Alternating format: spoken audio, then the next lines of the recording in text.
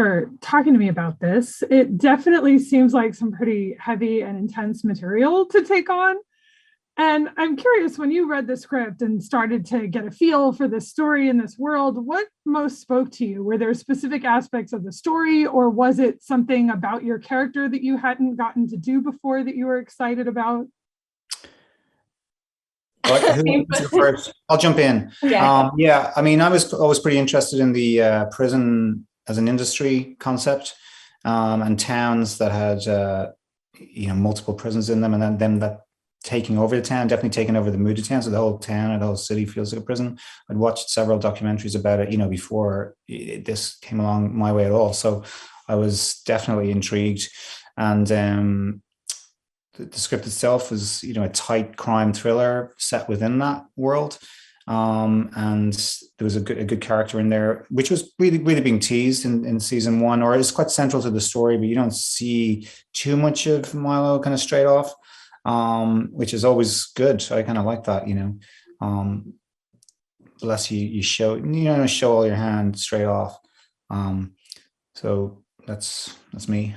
I mean, for me, it was I all I got sent was the pilot and episode 2, and as you know, if you've seen those two, it's I'm really not in it. I had a little character description, but I got the sides for 3 scenes from other episodes, and I just hadn't read anything like it. I had a Netflix film, I had 2 Amazon series, and I dropped them all for this and I just kept taking risk after risk because I wanted to work with him so bad, and I had so much love for these scripts, and I actually didn't get to read them until I think I was flying to Texas to meet him, and I got sent them then, by which point I was already heavily invested in the project. But it was just the writing and this, and what Taylor does really well is, even though Jeremy is the lead and very centric to the storyline, Taylor creates characters with so much depth, and the arc for my character was really something special that I didn't have in any of the other roles. And he just writes so well for every single character. There's so much thought behind it, and I think that's very rare in scripts when it's not the lead, Yeah, and they're not, and those characters that you're talking about, they're not over-explained. Backstory isn't loaded onto you. No.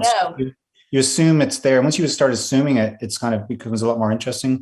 It's better about not being told. So all the characters, even the minor characters. Not even the minor characters, including the minor characters, are all very well drawn, because they have to be. Yeah, I think it's so interesting because these characters all, like, from the instant we meet all of them, they all feel very complex and like they have these big backstories, but we don't know that about them. We don't know that backstory yet. We just really learn it as the episodes progress. When you play such complex characters with seemingly endless layers to them, how challenging is that to figure out? Does it feel like there's just more under every layer that you peel back? I think it's less of a challenge and more fun that you have, because you're always filling in the gaps as an actor of what's not on the page and what makes sense to you to fit what is on the page. And I think it's fun to explore that and have so much to play with, as an actor. It's better to have more there and more information and choose to do with it what you want. And that's really all you can hope for for me as an actor anyway. It's what you want with a script. Yeah, and if it's well drawn and well structured, even if you don't know what to do or what to say, the words, if you just trust in the words, it'll do it for you, and trust in the pictures, Well, in the prep that's as well, a very right? basic way. It's like the more you do in prep, the less you can the more you can let it go when you get on set and play with it. And yeah, I mean, for me as an actor, the last thing I think about is the lines. It's like I think about everything else in between, and then the lines come a little bit easier because you understand why you're saying them. But yeah, the role itself was a challenge, but the whole process of Taylor, what Taylor gave us was just the best. Aidan, are there tricks for playing a character who, we hear about this guy, so it seems like he's supposed to be someone that we should at least be nervous about. So are there tricks for being menacing and dangerous and scary as a figure when you're playing someone in prison? Well, the thing is, like, I guess it goes back to what I was just saying, if you don't really see what this guy does, or, see him in action, or just see him or glimpses of him from time to time, you kind of, if you believe what the other people are saying, If that seems truthful, well, then you believe that he does these things. So there's not really much you can do. I mean, if you're just sitting there in your cell and people are talking about you, that's all you have to do, you know. I think the trick is to not try and do too much and not try and show how bad you are and how evil you are, because you don't need to. Emma, what's it like to be a woman in this world as a character? And what's it like to be a woman on this show as an actor? Because I think just the women in this are so interesting.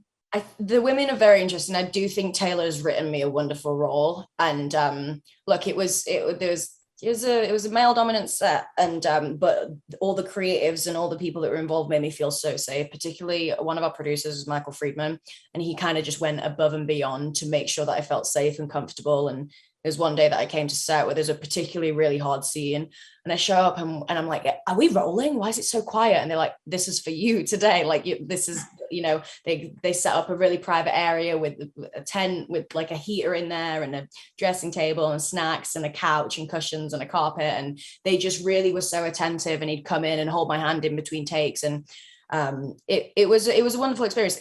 The role was really, really hard to do, and really, I really just wanted to do it right. And it definitely took an emotional toll, but I think I'm going to be really proud of it.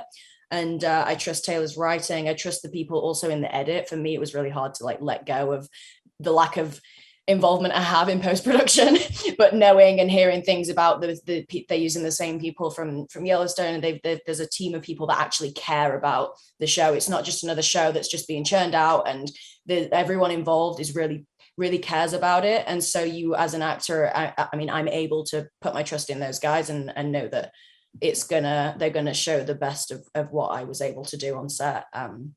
But I felt safe and comfortable, and just to be amongst these people was an absolute privilege. Aidan, we hear Milo call for Iris to come play a part in whatever he clearly has going on. So who is she to him? What can you say about their connection as characters? Iris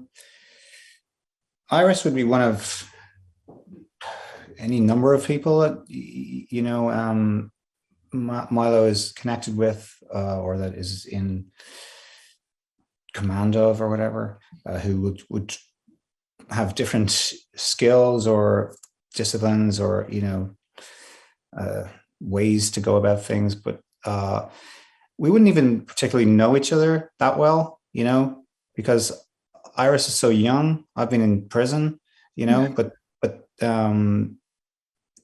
but Milo is totally on top of what's going on. It's in a way, to run things from behind bars, you've got nothing else to do, so you've got all day long and all months long to kind of, get your pieces in place. We hopefully will see more of, what's the connection is between these two, but it's quite definitely a dark bond. I think the way, and she's also smart. I know she's smart though. I know that. Yeah. Because you don't want to get the wrong person. It's not just let's call anybody in to do this. And it's, we're talking about dirty, dangerous work here. And it's work. Well, Milo can call it work. But you can't. You got to be very careful, and I think that's part of Milo's genius in his recruitment process is getting the right desperate people who are also really clever. Yeah, I love a good character study, and these characters seem endlessly fascinating. So thank you for talking to me about them. Thanks.